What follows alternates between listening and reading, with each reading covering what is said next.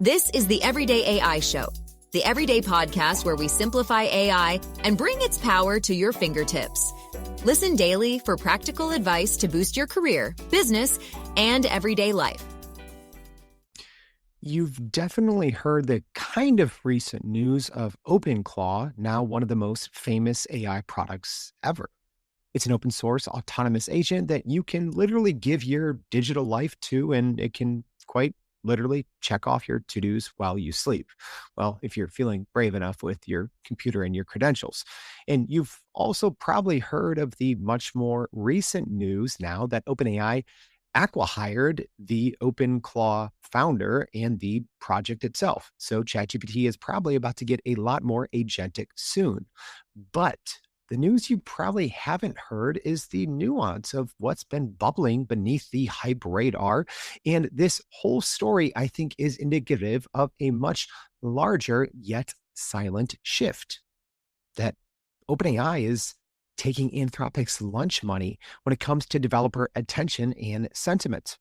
So on today's show, it is Hot Take Tuesday after all.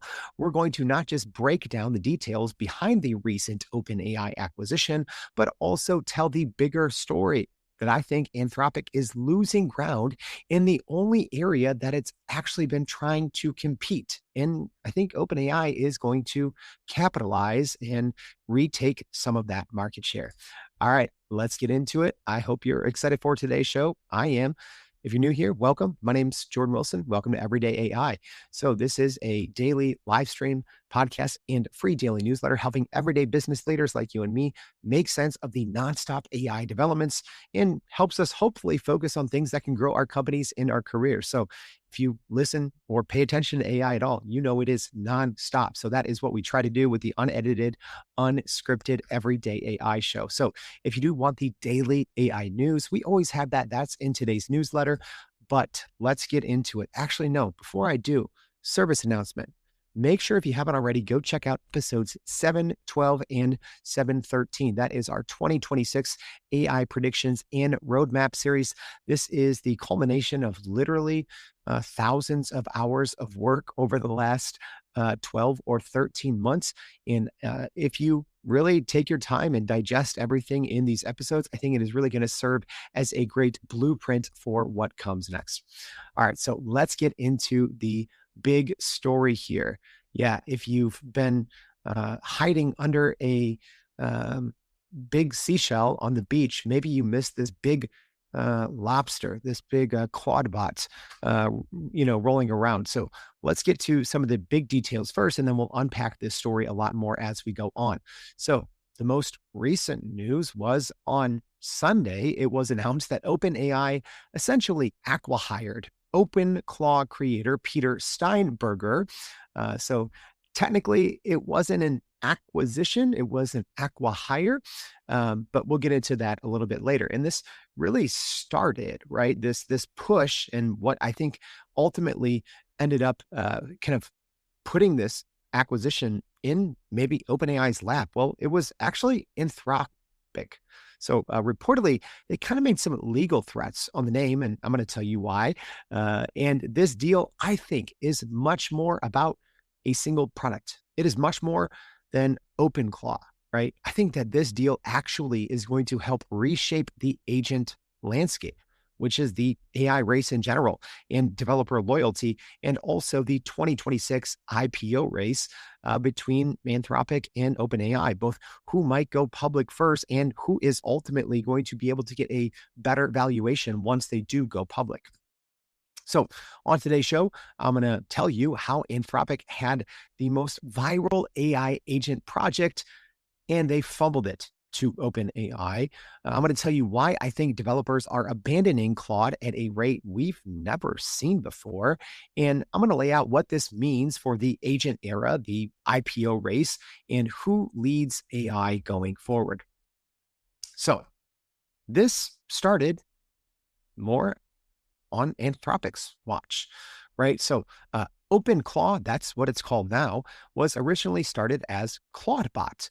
And the Peter, the developer, kind of early on, kind of talked about that. That's what it was for. It was a way to give Anthropic's models a different kind of harness, a different way to, use some of their agentic capabilities from the models, from the Claude models themselves. So it was kind of modeled after the Anthropic's, AI offerings. So it started as Clawdbot. So this is important, CLAWD bot.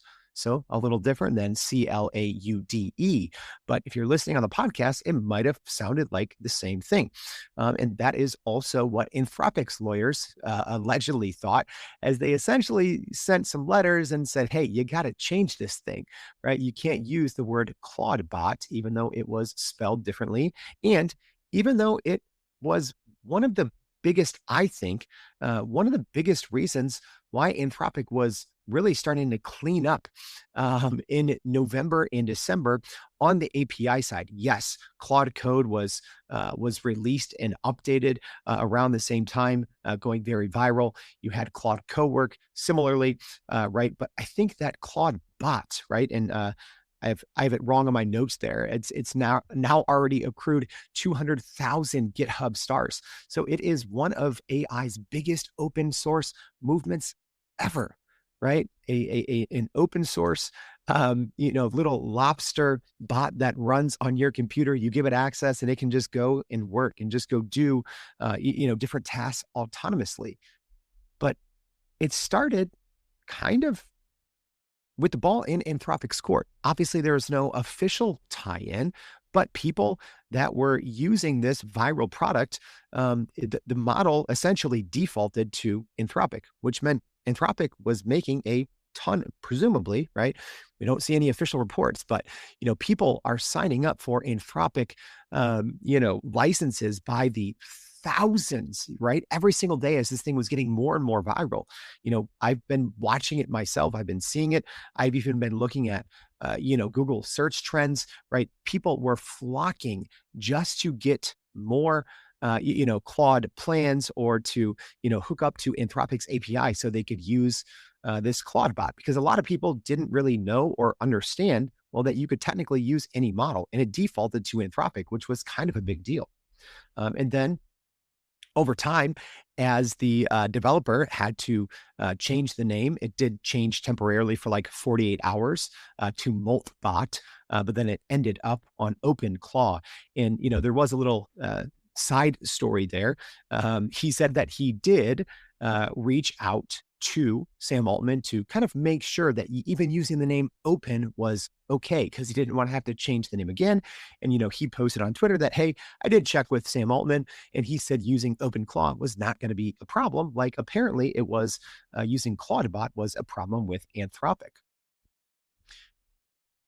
So here's kind of the timeline. So this wasn't even launched until November. So that's when Peter Steinberger launched Clawdbot, but this by default on Claude's API, and that's important. In January, that's when Anthropic's legal team was reportedly demanding a rename, citing the Claude trademark similarity. And then Steinberger said that he rebranded to Moltbot on a 5 a.m. call after being told that if he didn't, lawyers would get involved. Essentially, then it went wild. Scammers hijacked the abandoned Clawdbot handles and ran a $16 million crypto fraud scheme. And then a few days ago, right? And then after the 48-hour Moltbot, that's when it changed into OpenClaw and picked up a lot of steam after that. And then it was Sunday, so just about 2 days ago, that OpenAI essentially completed this, acquihire and moved OpenClaw to an independent foundation. And they did say that they are going to keep the OpenClaw project open source. And that is very important. And I'm going to get into that later on the show. So Sam Altman was kind of gushing, right, over Steinberger. And he did say that he will lead what OpenAI calls the next generation of personal agents. So also he reportedly, Steinberger weighed, multiple acquisition offers, including from both OpenAI and Meta, before ultimately choosing OpenAI. So the project itself is reportedly going to transition to an OpenAI funded independent foundation and stay fully open source. right? And it was kind of interesting to watch this unfold over the last few months, right? Because it seemed like when the project started to kick off, it was very just Anthropic centric, right? Everything was Anthropic, Claude. And it almost seemed like the two were propelling each other. But I will say, even before this Acquihire from OpenAI, it kind of shifted. And even Steinberger himself, talked a couple of weeks ago that he was using OpenAI's Codex model actually to build the viral when it was called Clawdbot. There's a couple, pictures that have gone kind of viral with him sitting in front of a computer, having a lot of instances of OpenAI's Codex open. And I do think that that's maybe even before this acquisition, that's when I kind of started to see this change. And I've been using Claude Code since it came out. I use Claude Cowork. I love both of those products, but I don't understand how Codex is so good, right? Again, I've been saying this all week. I always have Codex running, even when I'm recording this show, right? It is so good and so impressive, especially with the new Codex 5.3 model. So it is going to be interesting to see what OpenAI's plans are over the long run with how they're going to continue to develop Clawdbot. And one of the reasons that, it was said that he ended up choosing OpenAI was, well, number one, so the project could be fully funded and he could work on that, when he wanted to, but also, well, the opportunity to build the next generation of personal agents. So presumably this play, right? And, a lot of people are wondering, hey, is this the first, $1 billion one person company that we heard that AI would allow someone to create? Well, maybe, right? I'm sure we'll see more details soon of exactly what that acquisition number was, right? But it'd be pretty wild, right? We've been hearing now for a couple of years that, AI would allow someone to create a one employee, $1 billion company. So we'll see what the acquisition price was. But, ultimately it seems like Steinberger is going to kind of have a dual focus. So he'll hopefully be able to focus on continuing to build OpenClaw, but then there may be some other, projects or related projects, maybe in OpenClaw for enterprise or something like that. But there's a lot more that I want to get into. And I think, if nothing else, this just shows OpenAI's commitment to multi-agent systems, right? I think that's another reason. Part of it, I think, was the timing. Part of it's the technology. Obviously, Steinberger had, a pretty big exit a couple of years ago. So he's a very accomplished, entrepreneur, knew what he was doing. But I think it's partially the right place at the right time with the right appetite from people, right? As an example, LangChain. So agents are not new. Open source agent projects aren't new. There's thousands of them. There's literally dozens of them popping up every day, hundreds of them popping up a week. But I think it was just the right time, the right place. And I think that this is going to ultimately shape the agent scene going forward, because for whatever reason, this is the product, the AI agent product that eventually blew the lid off of it, right? Because like I said, LangChain's been around for multiple years. There's been official agent offerings from Google, OpenAI, obviously Anthropic, Microsoft Copilot, but nothing has really taken off in public like this has. Obviously, part of it is because of its open source nature, right? You can technically download the project for free. You can download open source models for free if you have a powerful enough computer, and you can literally get this thing running nonstop for no cost. So I do think that that is part of the appeal, but part of it is also the open source community and the fact that Steinberger was shipping like crazy, right? Daily updates with, 30, 40, 50, 60 new features. So, what probably required a lot of duct tape and a lot of, tinkering, maybe back in November, December, it is a much different, much more mature product right now. And I think that OpenAI saw that. And I do think, you have to look at a potential marriage here between a maybe enterprise version of, OpenClaw. And like I said, maybe that's not an open source product, probably not if it's at the enterprise version, but I do assume that OpenAI does have to have some plans for this outside of it just being a continued open source project that they continue to support financially, right? Presumably, like I said, Steinberger is going to be lending some of his, expertise and creative vision to helping OpenAI develop even more on the agentic side inside of ChatGPT. But I do think the new Codex Spark model, right, marrying that with OpenClaw could lead to some pretty impressive things, because that new model, haven't talked about it a lot on the show. It's mind-bogglingly good. It is so fast, 1,000 tokens per second. So yeah, there's no delay, right? Even as I'm looking, on my screens here at Codex and Claude Code, both running, it's like they're fast, right? But still, it can take multiple hours for something to run. So, when you can combine, this architecture with a project that has been supported and has taken off like this, I really think that there's a lot that can be done.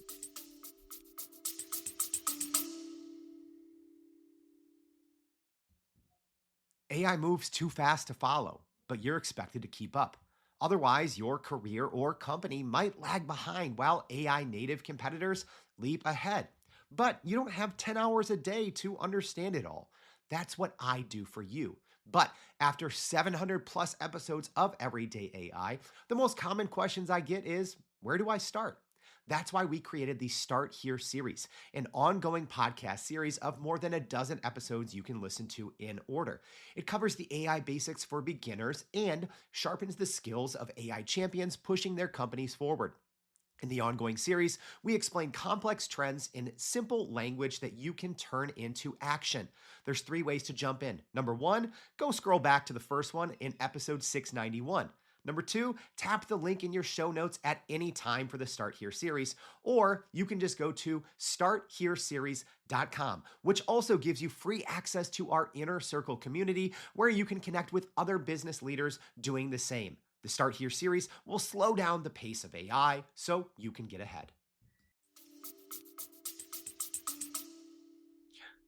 But here's the thing that's had me scratching my head for the last 40-ish hours.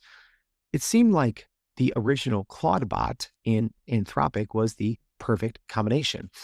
So if you are a little bit newer to the AI race, for the most part, Anthropic has always been seen as the developer's model, right? Google Gemini is kind of the multimodal, beast of a model that works well inside of workspace. OpenAI, known for a lot of things, but I think they're really known on the consumer side, leading the pack and becoming synonymous with AI. Microsoft Copilot may be known a little bit more in the enterprise, but Anthropic has always been known as a developer's model. And more recently, over the last year, an agentic model. So when Clawdbot kind of defaulted to Anthropic's API, it seemed like, well, this open source project was doing work for Anthropic, making it probably a lot of money, giving it a lot of, good and positive press, and putting it in a good light for showcasing what its model was actually capable for. And for many developers, it was the killer app that turned Claude into an actual productivity tool. Before, even Claude Cowork was released, well, there was Clawdbot. So Anthropic had the technology, the community, and the relationships, but they chose lawyers instead, right? The fact that Anthropic didn't do the no-brainer thing and just say, yeah, let's get behind this. This is literally, we couldn't pay, we could pay millions and millions of dollars, and we could never see an opportunity like this. The fact that they instead went the lawyer route and said, hey, CLAWD is too close to CLAUDE. I do think ultimately we'll see how it plays out. But I think that could be a mistake that ends up, and I'm not exaggerating here, this could be a mistake that ends up costing Anthropic hundreds of billions of dollars. That is with a B. Choosing to try to bully an open source project that was probably bringing them in already millions of dollars of revenue. Yeah, you got to protect your brand. I get it. right? But why not reach out and try to figure out a partnership, right? Try to extend a hand, or just do what Sam Altman apparently did and said, yeah, you can change it to OpenClaw. Sure. Right? Not a good move. So Anthropic told Steinberger to rename it ASAP, or their lawyers would get involved, according to some conversations that have taken place. And like I said, OpenAI took the opposite approach, and they just fully supported it. And Sam Altman even backed the project early, while Anthropic treated its biggest fans as a threat. And it has been an extremely successful project. Like I said, over 200,000 stars on GitHub, and kind of the way that Steinberger compared kind of this new structure with OpenAI going forward is kind of like the Chrome and Chromium relationship, right? Chrome, obviously closed source, but they have a version of Chrome called Chromium, which is what essentially the entire industry builds off of, right? Perplexity's browser based on Chromium, OpenAI's browser based on Chromium, Microsoft's browser based on Chromium. So maybe that could be what happens in the future. Maybe most agents are running on OpenClaw. So here's where I think that this gets interesting. OpenAI gets the talent, the community, and the ecosystem now in one move. And here's the thing. You have to be smart about how you shape this project moving forward. And presumably, it's going to be optimized to run best on OpenAI's models, right?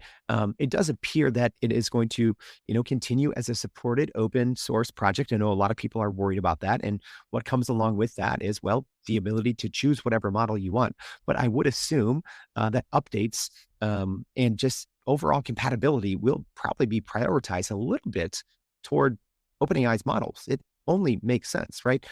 In the same way, Chrome and Chromium, right? Probably best optimized for all of the different Google products, right? Probably, Gmail runs really, really good there versus on other browsers, right? It just makes sense because when you're building, you're always going to be using internal tools first, and they're going to be the most compatible.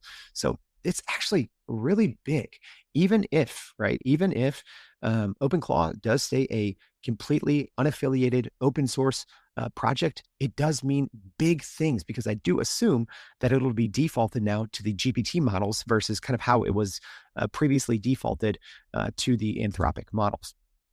So how will Anthropic and OpenAI respond here? Well, today, like I said, OpenClaw is model agnostic, and you can use Claude, you can use GPT models, but with Steinberger inside OpenAI, I do think that they're going to be optimized to perform best on GPT models. And either company could make the first move. And either way, I think regardless, Anthropic is losing developer influence. And I have receipts on that. And this is interesting. And this is something that I didn't see really anyone talking about. But former journalist in me spends a lot of time, trying to find facts, stats, statistics, and trends. And here's one trend that I saw. So about a year ago, back in March of 2025, this is according to OpenRouter. So OpenRouter, essentially, it makes it easier for developers to use a lot of different API models, right? Without having to, juggle all these different keys. It's essentially just one easy way to integrate and work with a lot of different models, right? But they've always tracked usage. So what is the highest usage, at least through OpenRouter on the API side, right? This obviously doesn't measure, tokens, essentially, people who are working directly, with OpenAI, directly with Google. This is just tokens used through OpenRouter, which is the most popular third-party API provider. So a year ago, Anthropic had a staggering 40% market share, right? Huge, huge lead. And now, for the first time this week, they dropped to less than 10%, and they're no longer even in a top 3 provider, right? That may change in a couple of weeks. But that is pretty telling to me. Anthropic has always been the developer darling.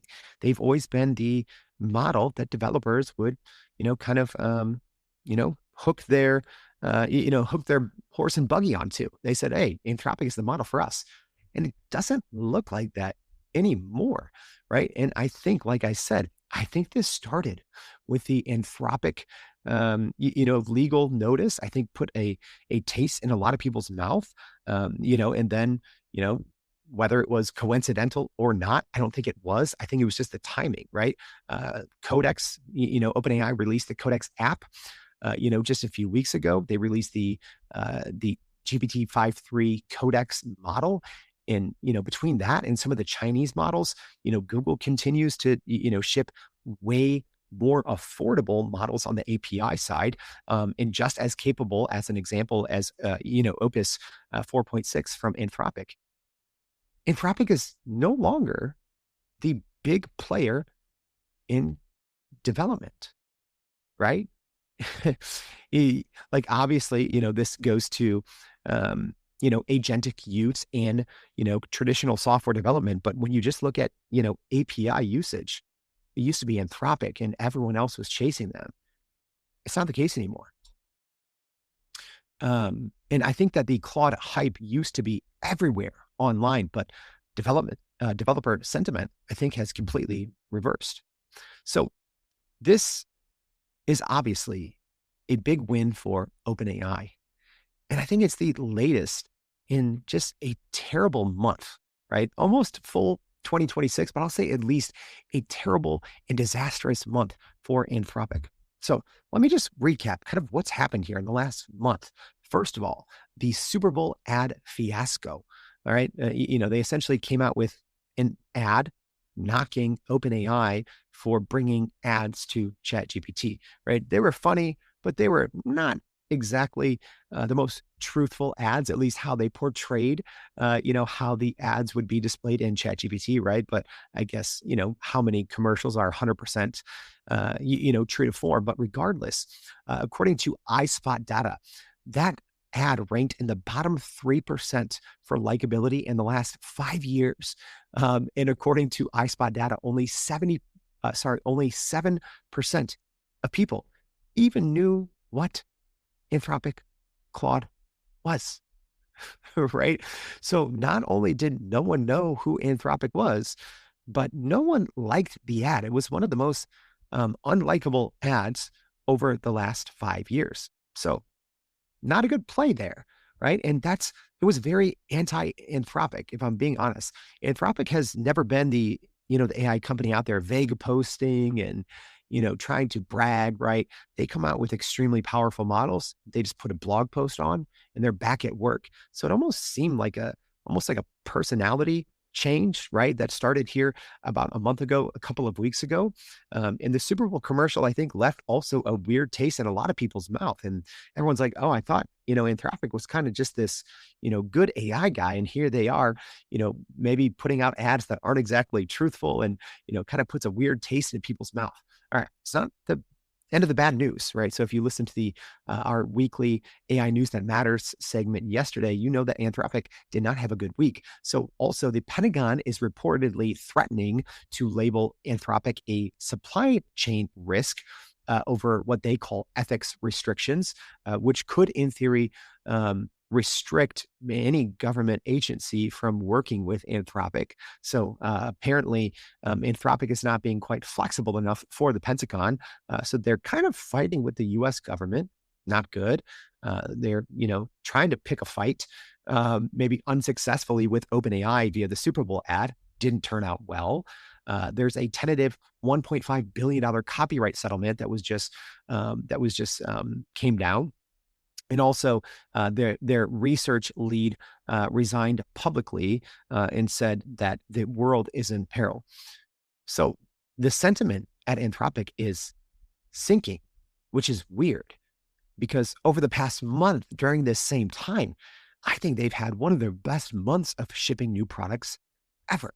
So obviously Claude Cowork, the non-technical version of Claude Code, has continued to get updated. It's really good, right? Their new Claude Opus 4.6 model, amazing, one of the best in the world. They've been releasing these new plugins that are literally shaking the stock market. They're so good, yet the sentiment seemingly has shifted away from Anthropic and their Claude models. maybe over to not just OpenAI and their new Codex platform, but also to some of the open source models that are becoming just as good. And it seems like Anthropic's image has also really started to change as being this, developer friendly, kind of under the radar, cool brand to turning into kind of like a big bully brand, which is, like I said, very not in, kind of their brand guideline of how they've operated for the first couple of years. And then, obviously their CEO, Dario Amati has been kind of, warning people about, hey, AI is going to take, maybe up to 50% of white collar jobs, which I think is, I respect that he's being honest about what he thinks the technology is doing. But, when that gets out there and that starts to get a lot of press, then people are starting to look at Anthropic a little bit differently, right? Yes, Sam Altman is out there saying, not too similar things, right? Not out there saying, hey, AI could take half of white collar jobs, right? Maybe he's saying it in a softer, more PR friendly way. But, essentially, Anthropic's had a PR nightmare and a reputation nightmare.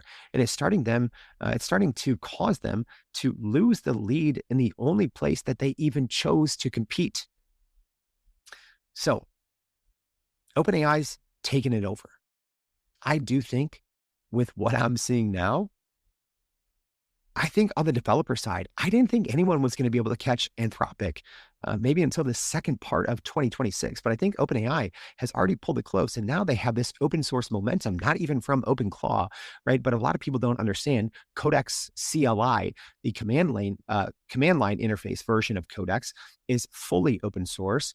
They have their open source GPT OSS models, and now they have OpenClaw. So they now all of a sudden have this open source momentum. They are the open source AI company now, right? Which a lot of people, used to, throw jabs at OpenAI saying, oh, you're closed AI. Well, hey, look at the proof is in the pudding now, right? It's like, especially with this, OpenClaw acquisition, Codex CLI, technically open source, their open source models, I think it's completely changed. And I think now OpenAI leads in developer goodwill, the agent ecosystem ownership, and now also open source credibility.